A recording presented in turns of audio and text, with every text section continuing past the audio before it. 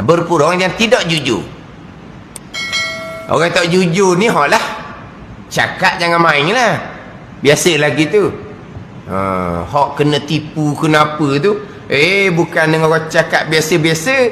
Orang cakap hak kena tipu tu ke skamer-skamer tu. Dia punya cakap meyakinkan. Akhirnya bukan orang kampung kena tipu. Orang cerdik-cerdik pandai kena tipu. Kalau orang kampung kena tipu dah pelik lah. Orang kampung kena tipu. Tambah kalau tipu orang kampung tak boleh banyak. Dia tipu orang cerdik lah. Tapi macam mana kamu bodohnya kena tipu? Kamu orang sekolah tinggi-tinggi. Dah dia punya percakapan dia tu meyakinkan. Meyakinkan. Tok skamer dalam telefon. Hak depan dengan ustaz-ustaz lingkup. Dengan ustaz-ustaz lingkup. Macam skin sepak kaya lah. Tapi gitulah. Kata jangan. Orang lain kena tipu. Dia cerita dah.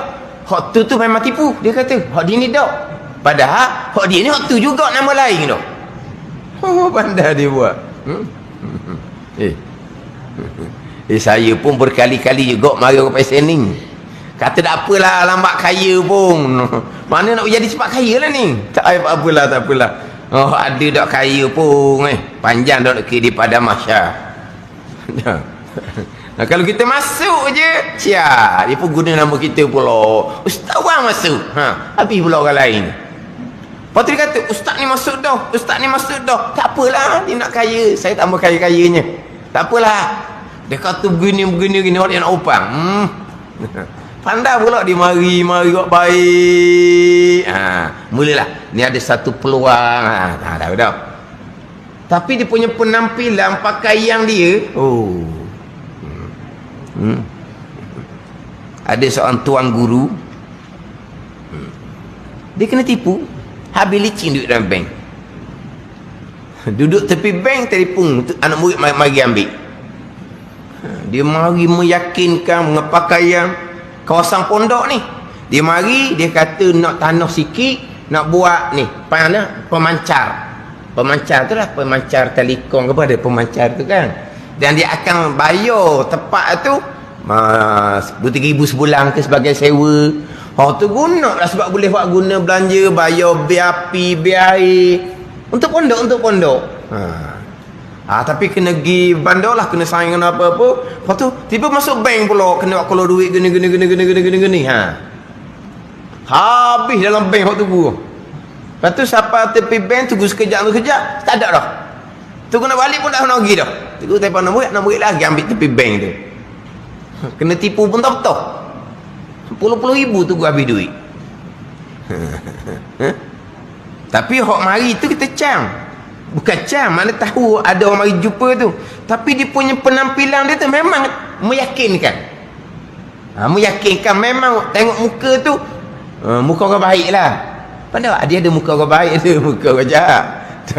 Yelah, dia nampak macam muka jahat, tak jahat pun. Ada orang muka macam jahat je, tapi dia baik. Tak tahulah maksud apa muka jahat. Tapi memang macam orang baik, macam orang betul. Mana ni? Tak ada pergi bandar dengan teguh telefon semua ambil. Ada benda tak? Ada ni. Sebab apa? Cara dia bercakap. Tok guru ni pula, dia orang mudah percaya, dia payah nak wasang kepada orang. Tak tahulah berapa puluh ribu tu guru ayat, berapa puluh ribu hilang. Habis dalam bank tu. Semata-mata kerana nak pemancar. Sebab dia akan bayar sewa bulanan 2-3 ribu sebulan, boleh guna untuk pondok. Di pondok dia sanggup dia tipu. Tapi nak ceritanya, kepura-puraan dia tinggi. Mana orang kepura-puraan tinggi ni, dia cakap bohong pun tak nampak bohong. Orang tak biasa bohong ni. Bohong je, ni bohong ni. Orang boleh cam dia bohong. Sebab dia tak nak bohong. Macam kalau nak bohong ke polis lah. Dah pandai nak bohong. Nak kata gini-gini, dah pandai nak bohong. Nak kata dah ingatlah lesen mati rotek. Tak salah sedar dah. Lepas tu nak bohong dah ingat. Dia nak sebut dah ingat tu. Pada sedar. Nak sebut dah ingat. Kalau sebut pun malu je. Bawa dicam. Bohong dia ni. Tapi kalau kita dah ingat sungguh, kita beritahu tak ingat, itu real. Pada ni. Tapi kalau orang ni pembohong, dia bohong sekalipun, real. Tak ada kepura-puraan, tak nyata. Ni bahaya orang seumpama ni. Dia panggil apa? Kepura-puraan. Jadi pada nifak di sini, wa amma kerana nak syurga, nak nikmat syurga, tak jujur. Pada ni tak jujur. Bukan nak Allah Ta'ala, nak pahala, nak syurga. Dia panggil nifak tu. Tapi kena faham ni, ini bicara bab maqam. Macam bicara bab syirik lah. Sama juga bicara bab syirik. Memang orang wa'amma kerana nak syurga, dia panggil syirik. Menyekutukan Allah dengan makhluk Allah. Syirik menyekutukan. Tapi ini syirik maqam, bukan syirik syariah. Syariat tak salah sikit pun, tapi dia panggil syirik. Menyekutu. Wa'amma kerana nak barang milik Allah, menyekutu. Ini dia panggil munafik, nifak. Orang yang berpura-pura. Wa amma bukan nak Allah Ta'ala, nak barang milik Allah. Ni kalau bicara bab ketinggian lah. Kalau bicara bab syariat, tak ada salah apa pun. Macam juga dia zikir-zikir, nak tu. Zikir-zikir, nak tu. Sebab tu kalau ada orang yang kononnya dia bawa zikir tarekah, kalau mokcik berzikir banyak ni, mokcik akan berasa malam ni gini. Tu awal-awal lagi pura-pura. Tu dia panggil penyakit dah tu, penyakit rohani dah dia panggil. Tapi itu bicara bab maqam lah. Itu bukan tarekah yang sebenar. Tarekah yang sebenar berzikir je. Nak itu nak ini, tu karuk. Tu tak jujur orang panggil. Ni ada orang pesen tu. Kalau mokcik amal zikir ni berapa ribu kali, mokcik tengok 2-3 malam, mokcik akan rasa lalu dah. Tu bohong. Itu bukan tarekah yang sebenar. Itu bukan tarekah yang sebenar. Pandai ni. Itu kesalahan yang besar, tidak beradab dia panggil. Dalam tarekah, dalam perjalanan penyucian rohani, itu tidak ada adab. Sebab dia bukan nak Allah Ta'ala, dia nak sesuatu yang lain. Akhirnya dia nak jadi tok keramat. Itu saja akhirnya.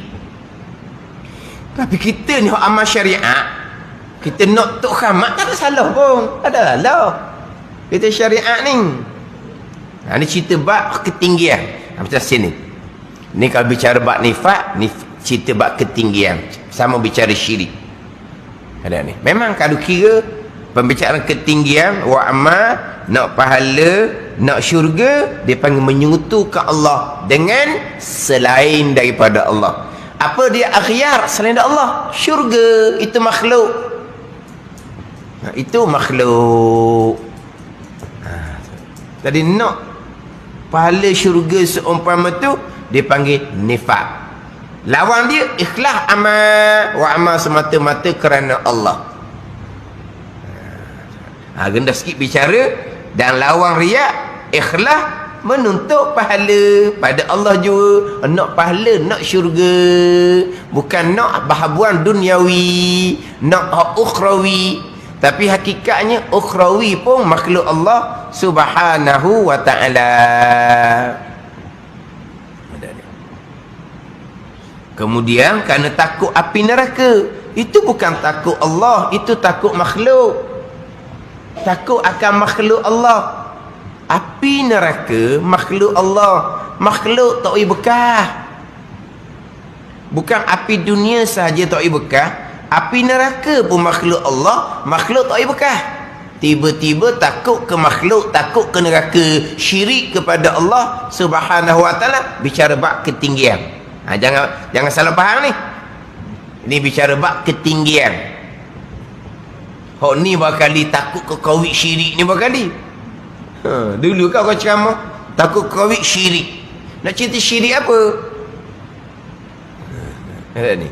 Itu sebab makam jangan dok lontar kepada masyarakat seumpama tu. Itu salah pengajian, salah pemahaman, salah bawakan.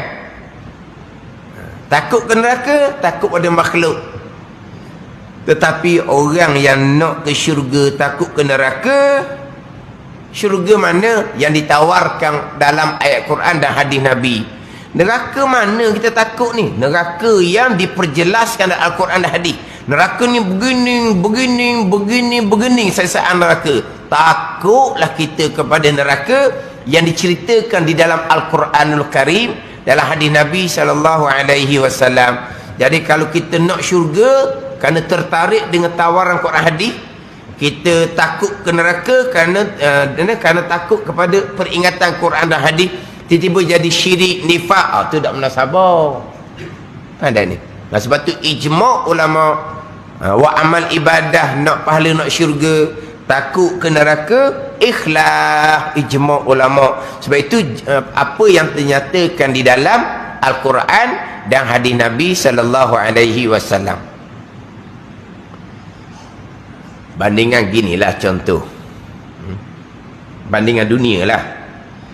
Jadi seseorang dia pun terima pinangan, tak kenal, tapi terima pinangan kerana seseorang tu kerja gaji mahal, gaji besar. Mari pula mari risik pakai kereta besar. Cerita pula di rumah ada beli siap dah di bandar mahal-mahal. Maka orang pun terima pinangan. Kenapa? Kerana gaji dia besar, kerana dia ada kereta besar, kerana dia ada rumah besar. Tuang pun besar juga. Kalau ikut tuang, tambah tuang tu besar sangat. Tapi tak kira tuang besar pun, janji gaji besar, kereta besar, rumah besar, tuang biarlah huduh pun. Dia nak kepada sesuatu yang ada pada orang tu ke nak ke orang tu? Nak kalau tengok orang tu, dok lah. Tapi kenapa? Kan dia nak apa yang ada pada orang tu. Orang tu boleh menyalah tak kepada yang dipinang? Tak boleh. Sebab dia menonjolkan diri dia gitu. Dia yang menonjolkan diri dia gitu. Kalau nak orang tu terima dia, betul-betul dia buat macam cerita P.Ramlee. Bubuh dalam kain kusang pun mai. Bubuh dalam tu. Kan anak raja tau. Anak raja. Bubuh dalam tu. Lepas tu pergi serumah-serumah. Barulah jumpa hak nak ke dia sungguh. Tapi padanglah pergi beli ni orang smart, orang handsome boleh lah. Tu pun kau tolak oleh-oleh adanya. Ni mari-mari cerita gaji besar, mari kereta besar, makna rumah besar. Lepas tu orang pun nak ke dia, ke nak barang dia. Nak barang dia lah. Takkan nak menyalahkan, sebab dia cerita. Sama juga nak pahala, nak syurga ni, Tuhan yang cerita dalam Al-Quran, dalam hadis Nabi duk cerita. Kita nak tawaran Al-Quran, kita nak tawaran hadis, takkan jadi salah pula. Ada ni. Mari-mari ceritalah. Awak kerja apa? Kerja dereba je. Kerja dereba. Kerja dereba. Anak saya nak sekolah lagi. Sekolah apanya? SPM pun tak dulu. Anak saya nak sekolah lagi. Padahal dah cerdik anak dia tu. Lepas tu pergi minta orang sebelah pula. Dia terima. Direba pun. Kena-kena direba kapal terbang. Tepuk dahi lah. Kenapa duk ayat direba kapal terbang? Dah direba lah. Dia kena direba lori pun kali. Itu cerita kelakar je tu. Cerita. Mana kalau orang nak kepada sesuatu tak boleh menyalahkan. Akhirnya dia berkahwin. Lelaki tu baik, lelaki tu bertanggungjawab. Akhirnya dia kasih kepada diri lelaki tu sendiri. Kalau kata lelaki tu akhirnya hilang segala-gala, dia tetap setia. Sebab apa? Dia nak pada lelaki tu. Asal dia nak pada barang milik lelaki. Bila lelaki tu baik, bertanggungjawab apa semua, dia pun sayang pada lelaki tu. Habis dah barang dia, hilang belaka dah, dia tetap setia. Gitulah. Kerana nak pahala, sampai satu peringkat, akhirnya semata-mata redha Allah Ta'ala. Gitulah. Mula-mula pahala syurga. Pahala syurga lama-lama kerana darjah hati bertambah tinggi-tinggi, akhirnya kerana Allah. Itu je. Ada ni. Buat bandingan tadi tu. Macam mana nak pahala tu jadi salah? Quran yang tawarkan, hadis yang tawarkan, maka nak pahala tu ijma' ulama ikhlas. Tapi ada unsur nifak, ada unsur kesyirikan. Tapi nifak, syirik ni bukan syariat lah. bukan syariat. Ada kepura-puraan. Oh, rajin wa amal kerana nak syurga, nak bidadari, nak makan sedap, nak minum sedap, nak nafsu belaka Jadi dipanggil ada nifak, ada kepura-puraan. Jadi kita ambil haj ni pun kadang-kadang dia ada cerita-cerita jugalah yang perlu kita perhalusi molek lah. Kalau kira nifak ni munafik, bukan nifak i'tiqadi tu Abdullah bin Ubay, bukan nifak syariat, bukan. Nifak syariat tadilah cakap bohong, janji mukir, amanah dia khianati, itu nifak. Amal itu nifak syariat, berdosa besar neraka jika tidak diampuni. Ni bicara bab nifak mana hak berkaitan dengan kedudukan basirah hati. Jadi lawan nifak ikhlas amal, belah lawan riak ikhlas menuntut pahala, dan lawan taklid itu tunggal ibadah bagi Allah. Taklid capur, capur kerana akhirah, kerana dunia. Kerana akhirah tu ikhlas hak amal dah tu, kerana akhirah, kerana dunia, capur. Ni capur. Apa lawan dia? Tunggal kerana Allah, semata-mata kerana Allah, termasuk kerana nak pahala, termasuk kerana nak syurga. Takhlid ni macam belajar. Kenapa? Kerana nak reda Allah serta nak makan gaji. Dia belajar agama, tapi dia belajar agama tujuan dia nak dapat reda Allah, kerana nak beramal. Dia belajar agama tu berserta di hati dia. Kalau belajar agama boleh CJ, senang boleh kerja. Dia capur gitu. Sampai masa mengajar. Kenapa? Kerana Allah serta nak gaji, nak allowance, nak sagu hati. Kiralah nama apa pun. Gaji, allowance, sagu hati, duit minyak, duit apa lagi? Duit sapu, kiralah apa pun. Tapi mengajar kerana Allah. Capur dengan kerana dunia tu taklid bagi capur. Pandai ni. Maka saya bicara dahulunya, tengok dalam kitab Faridatul Faraid, nota kaki muka surat 2 muka surat 3 itu di awal dia. Pandangan Muktamad, pandangan Maghazali.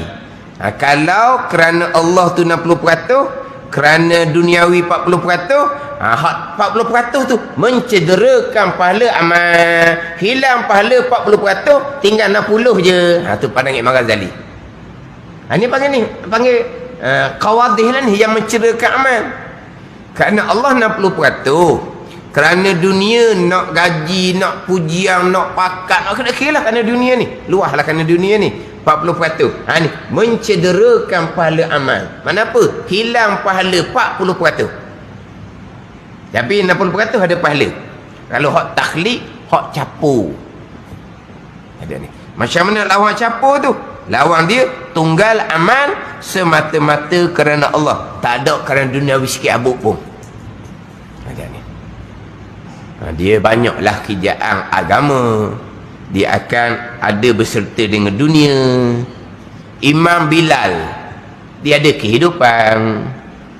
Jadi untuk supaya Imam Bilal ni boleh mengurangkan kesibukan, maka pihak kerajaan akan beri allowance. Tapi Imam Bilal tak cukup dengan allowance ada, dia kena kerja tambahan. Tapi dia boleh mengurangkan kesibukan sebab ada dah allowance sedikit. Allowance sekarang ni pula tak sedikit dah. Mari dua cabang mari. Mari hok JAKIM tau. Lepas tu mari hok negeri. Tu kadang-kadang tu baca pun tak betul dah. Gigi tak ada. Tua dah. Tak mau letak jawatan. Sebab apa? Mari kok dua cabang mari. Mari hok pusat mari, hok negeri mari. Tambah letak. Kapung tu baliklah anak-anak muda belajar agama. Dakwi. Dia punya baca lah katalah ni. Ni. Kadang-kadang boleh mari tugas, tak boleh mari tugas. Berhenti lah. Tak mau berhenti. Sebab 2 cabang mari duit. Ni. Pada. Jadi Tok Bila tugas hari Jumaat je. Hari Jumaat je tugas. Hari lain tak pernah mari. Majid pun tak pernah mari. Orang kata marilah tugas hari lain. Nak semari tugas hari lain, beri alang tinggi sikit. Pulak dah. Ada ni. Tapi kerajaan dia bagi elang lah. Niat dia macam mana, dia tengok Allah Ta'ala lah. Tapi jenis gini tu terseloh sangat. Dah kita tak berapa berkemampuan dah. Lepas tu balik anak-anak budak kampung yang belajar agama, kita berundulah bagi mereka jadi tok imam pula. Dak. Dak. Nak pegang juga. Nak kira kau mana-mana pun. Adalah kabel dia pula hok duk atas ha. Nak pertahankan dia. Report dah ke pejabat agama, bacaan dia salah. Mari dengar pun tak jejah dia, tak nyata. Sebab apa? Ada tukang pertahan dia di atas tu. Ingat macam mana berkali bab semayang ni. Report bacaan salah. Marilah pegawai cek. Tak gerak pun tok imam tu. Sebab apa? No, kabel atas tu. Duk pegang dia ingat warna akhirat kalau seumpama tu. Tapi bagi pihak kerajaan memanglah dia kena bagi sagu hati elang untuk supaya imam bila dia boleh fokus sedikit kepada masjid, walaupun dia kena kerja lain sekalipun sebab tak cukup, tapi kurang-kurangnya dia boleh fokus sedikit gitu yalah. Lepas tu niat dia macam mana, dia dengan Allah Ta'ala lah waktunya kerana Allah kuat pula kerana hak elang gaji tadi taklid orang panggil banyak mana kerana duit 30%, maka mencederakan pahala amal 30%, tinggal pahala 70% je. Itu pandangan Muktamad, pandangan Imam Ghazali. Janganlah pula sedap dia ustaz sekolah gaji 2-3 ribu. Tok imam masa tu gaji 2-300. Masa tu 2-300 dah. Masa dulu RM70 je sebulan. 3 bulan sekali boleh beri. Berapa? RM70 je. Lepas tu orang pun bilang lah serakaat 20 sen ke berapa tak tahulah. Orang bilang masa tu murah sangat diberi. Lepas tu naik 300 lebih. Ustaz sekolah 2-3 ribu. Ustaz sekolah boleh cakap ke Tok Imam. Tok Imam tu ambil lah 300 tu Tok Imam. Ambil akhirah lebih besar lagi daripada 300. Oh sedap ustaz ni pula.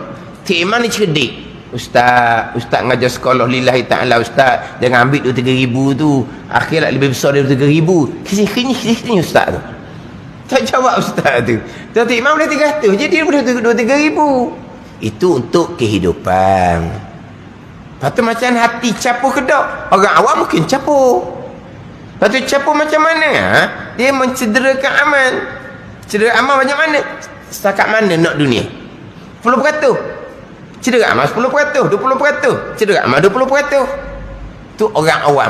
Akhirnya nak dunia semata-mata, neraka Allah Subhanahu wa ta'ala. Maknanya untuk jaga hati ni, ni kena sentiasa mujahadah lah. Sebab akan digoda dengan duniawi. Dan lawan mani, lawan kata ungkit tadi, itu menyerah amal bagi Allah Ta'ala, serah kepada Allah Ta'ala, tak sedar ukit-ukit. Sebab kita apa yang kita tolong orang ke apa ke, itu semua datang daripada Allah Subhanahu wa Ta'ala. Dan lawan azab, apa lawan dia? Dipeliharakan amalnya. Lawan azab, menyakiti.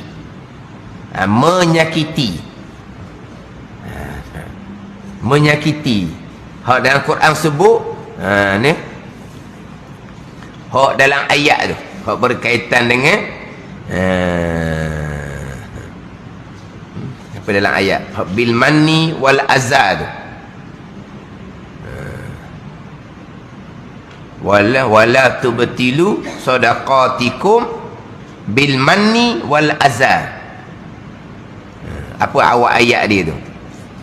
Jangan engkau membatalkan sedekah kamu bil manni dengan ungkit, wal azab dengan menyakiti.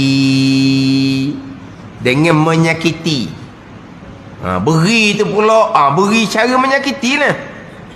Kan ada orang pesan gitu kan, dia beri cara menyakiti. Dia beri tapi kok orang yang terima tu kok sedih tengok dah cara diberi tu dalam keadaan menyakiti.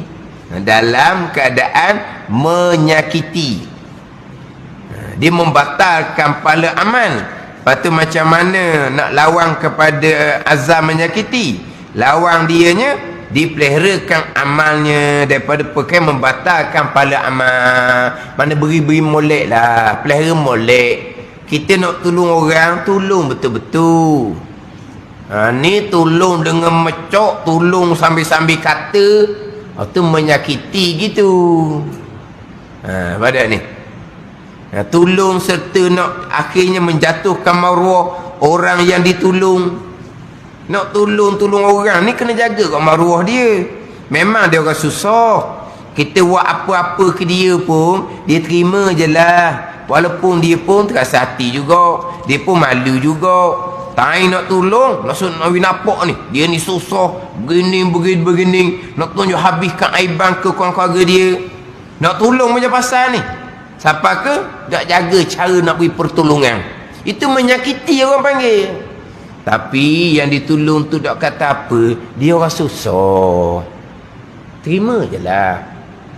Lepas tu dia ambil gambar, dia tunjuk habis kekurangan, keaiban dalam keluarga. Nak macam mana lagi dah, kita nak barang milik dia, terima je lah. Ini menyakiti orang panggil.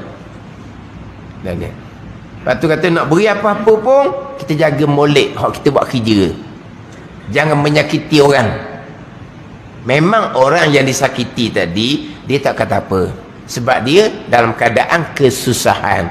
Permalu dia macam mana pun dia akan apa ni, buat tebal muka je lah. Dah susah kan buat tebal muka, terasa hati pun gitulah. Nak macam mana gedak. Mana lawan kepada azab menyakiti, pelihara amal, jaga molek amal yang kita lakukan. Dan lawan nadamah itu tetap nafsu, tetap diri kita atas amal-amal yang dipuji pada syarak. Wallahu a'lam.